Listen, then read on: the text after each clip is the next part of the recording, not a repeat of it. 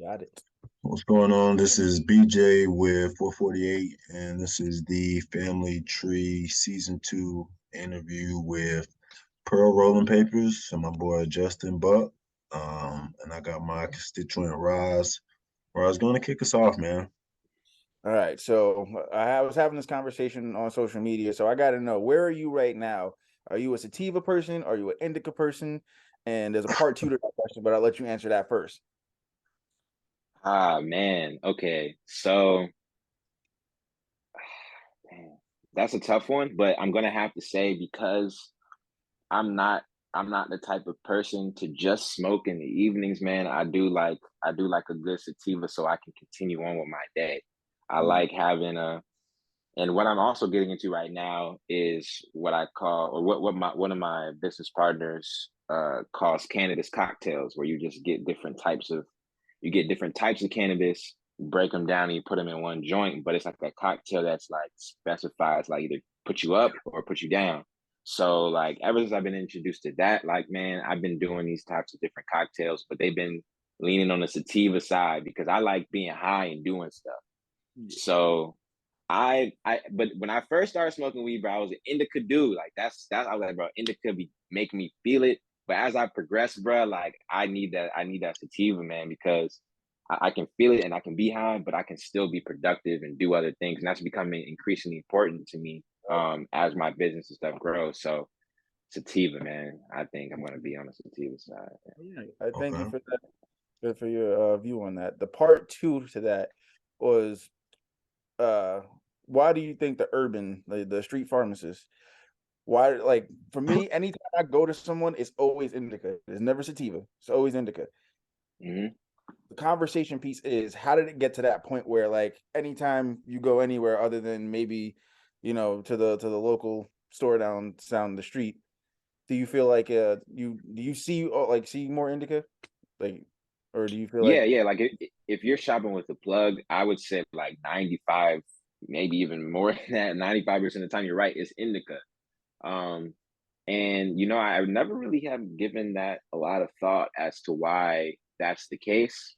But I really don't have an answer to that. Like I don't know why that is, but because it was first like there's two different kinds, cannabis sativa, cannabis indica, like even all the way going all the way back to when the plant was first um discovered. So I really don't know why the plugs don't have sativa, man. They should. I don't know why that is. Like why don't they have sativa? that's what Like I'm saying? Yeah. I Yeah, don't I'm know. tripping. I'm tripping Hell yeah. because this Thank you for man, entertaining that question, because that has been on my mind for like the last 2 days, because I'm right now in between grows. So I'm like, damn, this is like the third time I went out and it's an indica again. What's going on? And the only yeah, time I go is if I go to the local store down the street, and sometimes even though it looked good, and they make your throat hurt, and I'm just like, yeah, this ain't the right one I want. I got to get the right one from the right person. So Yeah, yeah, yeah, yeah. It's I'm like tripping. you gotta have somebody who has a connection to like the legal industry. You know what I'm saying? To get I feel like to get a sativa. Because I was copying all throughout college, from a plug. I can tell you, like, I was ready to go to sleep every time that I smoked that, even if it was in the paper. So I don't know. That's a good observation, man. I wish I had a better answer for you to like give you something, but I don't know, man. Plugs need to set their game up. That's really what it is. this the And exact words I put on Twitter. That's the exact words I put on Twitter, not gonna lie. Step they gave up. But all right, BJ, you got a question, or you want me to keep going? I'm tripping because you really stirred the pot right out the gate. Yeah, I love it. the conversation immediately turned to a high conversation in left field. It did, but like, I was gonna ask that question. I've been thinking about that question. I was like, I have to ask this question. Like, like, I feel like you're the right person to ask that to, because you give us the answer that you did, and it still makes sense. You know what I'm saying? Yeah, yeah. No. Yeah, But I was gonna say I like how you put it. You said that you've been doing the cocktails. So Yeah. I know my boy Tucky, I think you know Tucky, don't you? Oakland in the Bay with Blunts and More. you talk. Uh Yeah, who you talking Talking to to? Justin. Blunts and who? Blunts and more. No, I haven't heard of him. Okay, so it's my boy Tucky. So he's like the first ex-felon to own a dispensary Mm. through social equity. First really social equity dispensary opener to open up a store. But I know a lot of times he'll say he be smoking on a gumbo where he just kind of throws stuff together. But I didn't think of it when you were saying it. It kind of gave me the idea of like, you're targeting certain effects like the cocktail. You're making a mixture, but you're purposely targeting, certain effects. And I think that's interesting. I think that's something that, might be going forward, something that, people explore a lot more prevalently. Mm. Yeah, no, I agree. And actually, I can't even really take credit for like, having this idea because it was my business partner who I do like, because I do education with cannabis as well. And we can get into that too. But his name is Michael Lawson Jr. and he does cannabis education. He's a coach and he always talks about like, um just monitoring your consumption, like what you're doing. So he's like a nerd with it though. He'll like put like I'm gonna put 0.3 of this and 0.7 of this.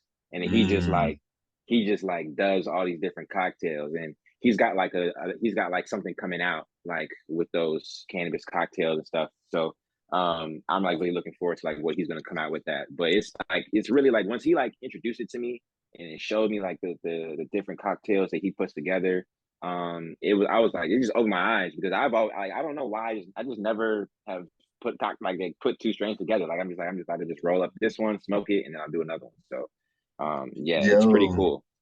I like that. I mean, he could maybe do something like a recipe book.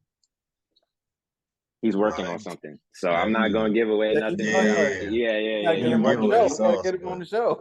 yeah, Yeah, definitely. Tell us. no. No. His CMC collective. So it's underscore CMC C no underscore CM collective underscore. Shout out to my boy Mike and definitely get him on the show, man, because he's really into this cannabis. He's a really really smart dude. So I think he would Yeah, also whatever next season or whatever he would also be a really good guest, man. yeah, that would be dope. I mean, we'd love to have him. But I mean, I Yeah. think, like you said, that goes down to like the science of it that, people don't even really think about. Like, you're targeting certain, effects and you can just kind of make mix and match. And it's kind of like, like I've had some one-to-one THC and CBD tablets. And those were like, it was like 13 milligrams THC, 13 milligrams of CBD. And I took them on a plane going to Africa and like, man, I popped two of them joints and I was good. I was Yeah, man. good. There's a lot to So be discovered, man, about like that type of stuff. Like so yeah, it's yeah, it's a wide yeah. open field. And so like speaking of being a nerd, I mean you recently just acquired a master's in cannabis, right?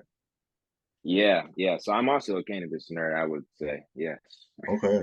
So talk to us about that. Like, just being a entrepreneur, what made you want to, pursue getting a master's in cannabis and, add that to your bag? Yeah, man. I think that one, I think just being black in this field, like credentials, I think um help a lot, right? So like, Mhm. I am a founder and CEO, but I want to also like I want to do more than just the recreational side of cannabis. Like I think like the way that my brand does things, like PearL is really focused on like having fun, smoking, rolling up with the homies, with with your friends. Like it's really about like enjoying ourselves and having this be a recreational time. But I don't ever want to like forget what we've been through to get to this point, like as Black people, Mhm. and just educating myself because that's even though I got my master's in medical cannabis science, I learned a lot about history in the course too, because that was you need to learn history before you even get into the science. So um, I think that just learning about what I'm putting into my body, what um, I'm creating a product that's supporting cannabis, and I don't fully understand the science behind it. So for me, it's more of just about like curiosity and credentials. Like I was going down rabbit holes on Google Scholar, and it just wasn't sufficient for me. And I just like really, really wanted to one get those credentials, but learn like what's really going on behind the scenes when I'm smoking cannabis. And my mind has just been like expanded a lot because of that degree. So that was what drove me to do it. And yeah, I just graduated in May. So Mm, Congratulations. thanks, man. that's super dope. Um, so so is it safe to say that Pearl, you guys have a social mission you're trying to fulfill, along with, just building the brand? Um, Social mission. What do you mean by social mission? So, like, do you have like a community driven, uh, campaign you guys want to push, or is there some way you guys want to, incorporate the community into the brand Gotcha. and give back? Gotcha. Yeah, yeah, for sure, man. I think so for me, like right now, I think the community that we're building at Pearl is just built on just the new era. Is just like we're having events where we smoke. You know what I mean? Like that's I mean, it's been done before, but like we're having events where people can just walk in, freely smoke, and enjoy other people. And I think that's kind of like what we're building right now. We want to do things further down the line, and I don't want to speak on it because I don't know like how quickly it's going to happen, if it's going to happen. But we have a lot of things planned, and a lot of times I forget that we're like 13 months into this, so it's like we're still trying to like get it to a point where we have a large enough community to really like push something, if that makes sense. Mhm. So like like that's why I kind of have separated my my entities the way that I have, because Pearl is really focused on just having fun with it. Like I think, cannabis is we can take it I think sometimes too seriously. And I think I take it seriously, but I don't take it seriously all the time. You know what I mean? Like I think I have a really good way of applying duality to it. So with Pearl, man, we're just trying to have a good time. Like that's really it. And I think we will get to a point where we'll be in a space where we can give back, but we're just trying to have a good time, smoke, and then just like allow people to use our product and make it easier to roll up and have a good time. But on the Yeah, other side, I have a nonprofit organization called Cannabis Literacy Club. And that is just based on educating people in college and universities on the science behind it, giving back to students. And so, because when I was in college, there was no career path into cannabis. I was a business major, so I was really just focused on being some type of consultant, going into the tech industry or something of that nature. And I ended up going to the tech industry. But if I had an option of going to the cannabis industry and applying my degree in that way, it would have been a total. I don't know where I would be right now. So I want to just do that for starting with the school that I came from and the community that I came from, which is Morehouse College and Spelman College and Clark Atlanta University and Morris Brown, the Atlanta University Center. So we're starting there. So that's me and Michael Lawson Jr., who I mentioned earlier. We're doing that. And that mission is to get Black and brown professionals that are already in the industry, and bring them to these students, and so they can give them career opportunities. And then we can also and I'm trying to get a minor and a major onto Morehouse's and Spelman's campus right now as well. And that's something that I learned in my program. We learned about instructional design and creating lesson plans, because their whole objective at the University of Maryland was, one, learn cannabis science, and then two, teach cannabis science. That was like their whole objective. So that's what I'm doing. Like so for me personally, I have Pearl recreational. Let's have a good time. Let's just, this is an easier way for you to roll up. And we want people to have that easy access to just have a good time. I have Cannabis Literacy Club, a nonprofit organization where we're giving back and we're doing the work, and trying to get more social equity, or just equity for our people into this industry. So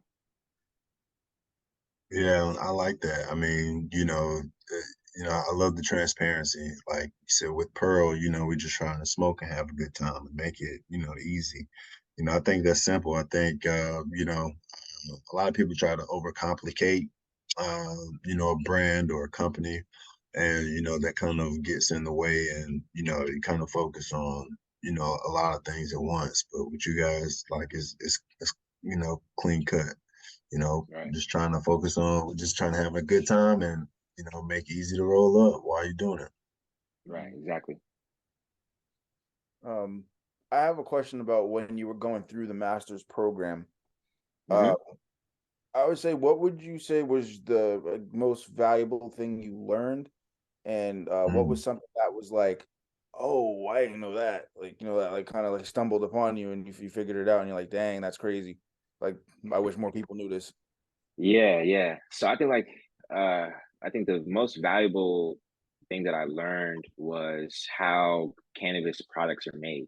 So, there's so many other what they call routes of administration, which are just different ways of consuming cannabis. So you can smoke it, you can eat it as an edible. You can drink it. They have tinctures, which are just like droplets that you drop into your mouth, under your tongue. They got, little things that you can, like little tabs or something that you can like slit and just put onto your tongue and stuff like that. And they have Mm-hmm. patches you can put on your arm. Like, there's so many different ways, and I got to see and learn how they're all created, right? And that was an eye-opening experience. Like, for example, I talk about this a lot, but with vape pens, like, I had no idea how they were made, what they would do if you smoke them chronically. And so that was something that was just eye opening to me, because I didn't know. So like when like you have a cartridge, it's just, the cannabis oil in a cartridge, and it looks just very clean. But for it to get that way, they have to extract it out of cannabis. And when they extract it out of cannabis, it's very clunky. So that's how it looks in its natural state. And then they have to put different artificial things in there to make it thin, so that it can look like that thing that's in that cartridge as a commercial product. So they put it with this thing called vitamin E acetate in it, to do that. And that's like very, very bad for your lungs. And then they Really? put other types of thinners in it, so that it can look like a commercial product, because when they extract it, it's very clunky. Nobody's going to be able to use it. Mm-hmm. So once I learned that, I completely went cold turkey on cartridges. And I also learned about how the heavy metals in cartridges, because it's used, the metals is there's a battery used, and it heats up, and a lot of the heavy metals that's in the battery gets transferred in the aerosol that's in the pen into your lungs. So you can also, like, in addition to like the thinners that are in the actual product, sometimes the heavy metals from the battery can leak into the aerosol that you're inhaling. So like that was something that I learned, and I just remember exactly where I was. How things happen to you. You know exactly where you were at when it happened. Like, that was one of those things. Like, I knew exactly where I was, because I was so just mind blown. So that was something that was like very, very shocking to me. And I think like the most that like, and then like what I cherished the most um from the program was they have a symposium once a semester, or yeah, once a year. And that basically is like, so it was a online class, and then once a semester, it was like mandatory that you had to come to Maryland, and basically like sit in on these lectures, and then network and meet your classmates. And that was honestly the most valuable part of it, I think, because your network is your network is your network. And I was able to meet all of my classmates, and everybody, who are my classmates, they're all interested in the cannabis. They're all in the field. They were either like owned a store, a cannabis nurse, somebody like me, an entrepreneur. So it was all different varieties. And then on top of that, we had just impeccable speakers come and talk to us. I'm not sure if you guys know who Dr. Raphael Mechoulam is. Mm-hmm. Um, so he actually spoke at our symposium, and it was Mm. like mind blowing. So people who are watching this, who don't know who Dr. Raphael Mechoulam is, he discovered the endocannabinoid system, and the CB2 receptor. So and that's just, I don't know how much you want to get into that too, but it's just basically like he figured out that we had these receptors in our brain, that THC would latch onto, and that's how we would feel those psychoactive effects, which AKA how we feel high. So he was doing this in the 1960s, and he's still alive now. And I had the pleasure, and all of my classmates did, of sitting in on a lecture and him talking about the endocannabinoid system and the things that are on the horizon next too and what he's studying. So he's studying like pregnancy. He's studying like things in pregnancy and neurodegenerative diseases and all that stuff. And just like sitting here listening to a lecture from this man, he's called the grandfather of cannabis medicine or cannabis science, something like that. It was priceless. So those two things specifically, the symposium and then learning about the vape pens, were like life-changing for me. Yeah, that's game there, boy. You got to hear from him. I mean, a lot of Yeah. people don't know, like you said, he was doing that research in the 60s and 70s. But I was some of my research has led me to some information where they were saying the government was paying him in the 90s. I want to say it was like 93 specifically in Israel to research cannabis. Yeah. The government was giving him money to do that. So it's like, how is it illegal here, but you're paying, you know what I'm saying, people in another country to research it? Like, yeah, make sense, man. Because it's not in this country. but you paying people to do the research, so you obviously you don't think it's you don't think it's bad. So it's like you telling us you don't think it's bad because you shelling out money to research this.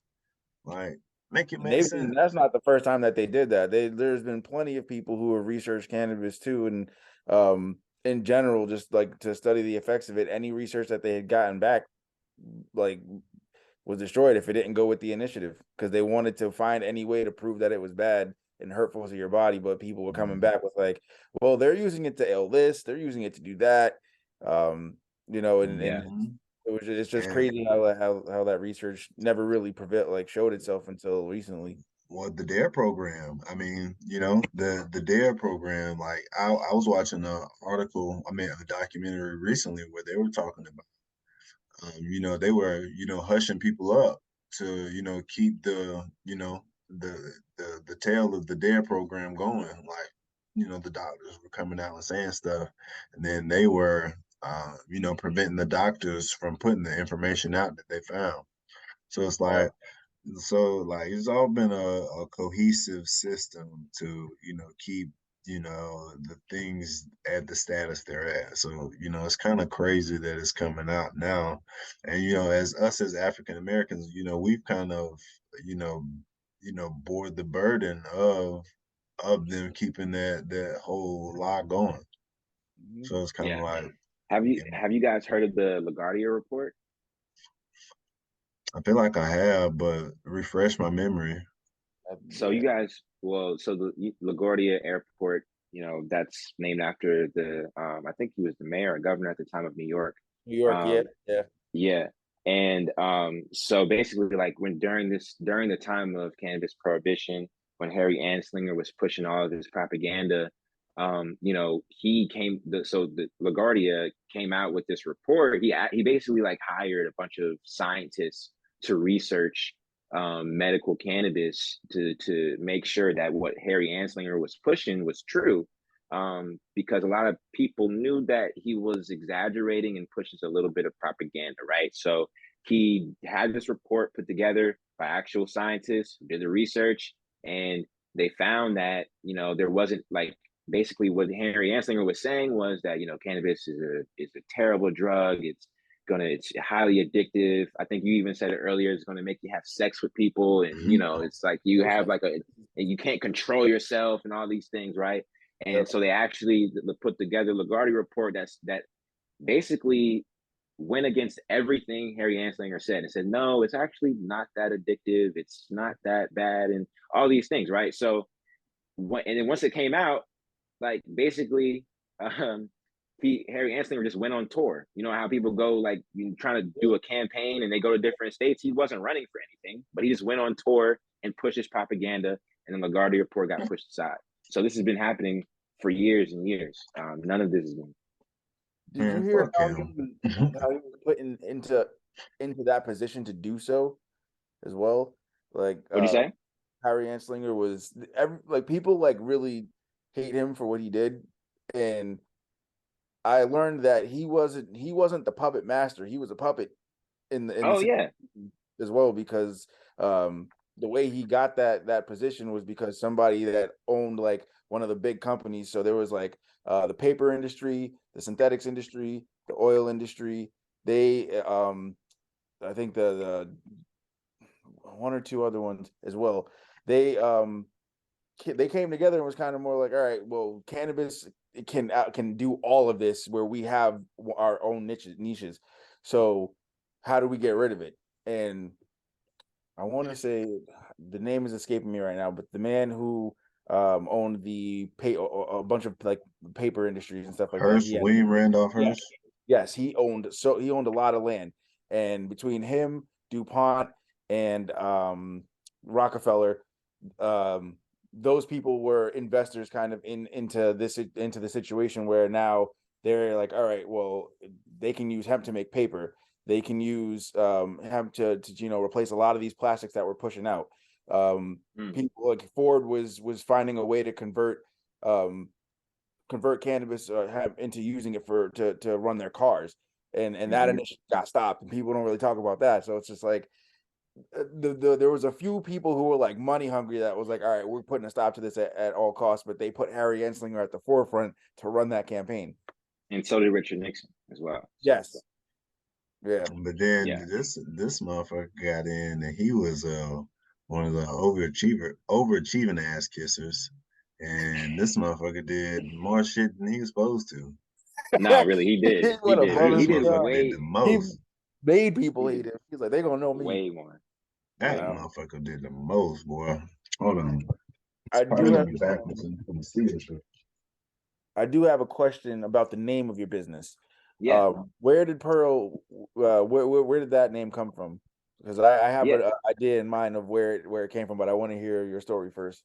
Yeah, man. So I mean, I didn't really I didn't really smoke weed when I was before like pre-college, but you know, I was around it sometimes, and whenever somebody would roll up or something like that, they would say like, "Oh, I just pearled this J," or "Oh, look at this joint pearl," and I was just like, oh, "Okay, yeah." Like I didn't really know what it meant, but like context clues, I could tell what he was talking about. You know what I'm saying? So that was first introduced to me just around here in this area. I don't know where the word came from, but I know here in Maryland, DC, we say pearled a lot when pearl is joint a lot. And then I went to college, started smoking a lot, and then a lot of my homies were from Chicago, and they were talking about I pearled that joint. Like this joint's pearled, and I'm like, wait, y'all say that too? They're like, yeah, bro, we did. So it was just like I don't know where it originated, but it really came from just like me being around people and picking up the colloquial term and just I started using it like religiously too, because once I passed my beginner stage and I started really rolling, I was like, oh yeah, I'm a pearl master, baby. You know what I mean? Like that's and then so when it came time to like think of a name for the brand, I really didn't even it wasn't even like a thought process. I never sat down and like thought about a name. Like it was always just gonna be Pearl. Like it just made I sense to pearled me. this joint. Yeah. And I'm like, we're making it easier to Pearl. So Pearl. Like so it was just so simple. Like I never thought about the name. Like it was Yeah, always like as soon as I had the idea, it was always Pearl. that's a great name. I'm gonna tell you right now, because that in itself, I can already understand that name is just universal. Oh Anywhere Yeah. yeah. you like associate it with your brand, your product, people are gonna be like, yeah, that was a good move. Same way. Like when I went to college, that's when I got into my cannabis journey as well. And the people that took pride in really in their craft and rolling, no matter what they were rolling, it could have been a blunt, the Yeah. paper, whatever. It's a pearl. If it's a pearl, it's a pearl. Yeah. Yeah. Uh, For sure. that's all the way from. I went to school in New York. I went to college in New York and in New Jersey. So even just crossing those, state lines where the lingo is already different because they get a lot of their lingo from Philadelphia. You know what I'm saying? Yeah. It was like So yeah, like I don't know where it came from, man. But it's everywhere, you know. yeah, So yeah, just like the fire under that, dry it up, it's Pearl, man. hmm Yep, that's a And yeah. great name. so I also like the branding as well. Like, it's pearls and it's J's, but I like the homage you paid to the blunts with the L's. Yeah. Yeah, I like See, a lot of that. people don't pick that up, bro. A lot of people don't pick that up. That's crazy. That I think you might be the first person to say that to me, bro. Yeah, I And peep like game. I do subtle stuff like that in branding. Yeah, And I took my time with it, but like nobody has ever picked that up, bro. That is so crazy. You said that to me just now. That's so crazy, bro. Now you know the That's work crazy. paid off. Now you know the work paid off on that. Like you somebody know what I'm was Yeah, saying? yeah, yeah, Yeah, bro. That's so real, funny, bro. real That's crazy. recognize real, man. You know, I I peep appreciate game. that, bro. Nobody's ever noticed that or said that to me, bro. I appreciate that. Yeah, yes, sir. So we got about 5 minutes left. Just tell us how did you what was your first experience with cannabis like? Um, I'm not even gonna count anything in high school, man, because I don't even think I was smoking right or even high at all. Like I was just in the car, you know what I'm saying? And I wasn't actually like doing anything. So I would say like in college, man, like freshman year, like just with the homies and really them, like I gotta give credit to my homies in college, man, because they really did put me on to this. Like once I like got a handle of it, I just took it and went running, man. So Yeah, for me, it was just like freshman year, I was it was I don't know how it happened, but everybody on my like well not everybody, but I would say like majority of the people in my dorm on my floor were like all from Chicago. And they had a big homie who they all knew who was already on campus. He was a sophomore. And we would just go to his house all the time because he had a little joint house off campus. And we were freshmen, so we would love to go to his crib and he would always welcome us over there, man. And I'm saying like we would just box his place out, bro. Like we would just get just fried in that joint. So for me, it was just like I always like think back and like it was always like a time for me because we would be smoking it out, man, and then just I was also getting put on a Young Thug at that time. So like I have like a lot of memories of me being high and hearing Check for the first time and like just mhm, like going crazy and hearing Barter Six, like all these things that were happening during that time. Like I just remember like everything being heightened for me, like my senses and just like being more in tune with the music that I'm hearing. Like I would hear it differently when I'm high than when I'm sober. So, mhm. and then it would evolve. And for me, it was like now I focus better when I work when I'm not high. So that's it. I mean, I don't that doesn't answer your question, but I don't really know. I don't really know like the first time because my first time ever smoking, I just don't think I got high. So it's an uneventful story. Yeah, But just like my first kind of like development, like in a dot and First just time like you enjoyed getting into it, yeah, and enjoying it. Like, yeah, it was in Atlanta, and that's when like Atlanta was really booming. Like the Migos was coming up, hey, Young Thug just came out. So Rich Gang and Rich Homie Quan, like all that stuff was going on, and it was just like a time because I was like really dialed into what they were saying and like their flows, and I was never tuned in like that before, and I think that kind of just changed my love for music too because I was really able to like hear differently. And I don't know how, but I was able to like, just hear things differently. And it just really like made me more connected to music, I think. And that's kind of like how I first got into it and, my first experience. dope. That's super dope. Well, we got about a minute and a half left. Just show off a little bit of the product and Yeah. just tell folks where they can find your products, that sort of thing. Where they can Yeah, find you man. So guys we on got, social media. yeah, the papers we've been talking about. Oh, okay. So we got the you gotta background right take there. it or put your Yeah. hand behind it. You Yeah. put your I might hand even just, I might even just get rid of the background so y'all can really see this joint.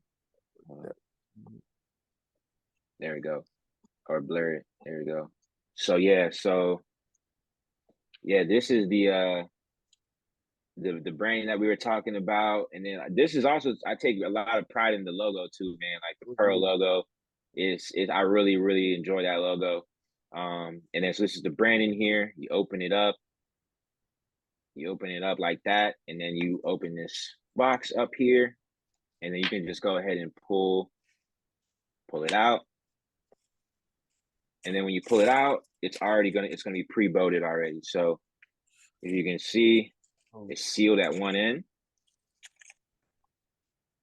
So it makes it a little bit simpler to roll because you don't got to worry about when you're rolling it up. You don't got to worry about like tilting it like this so that the weed doesn't fall out. You can just roll it straight. And then we have filters as well. If you don't use filters, you can just leave them on there and just don't use them. If you do use them though, then you can just go ahead and rip one off, fold the filter. So yeah, they're 100% hemp.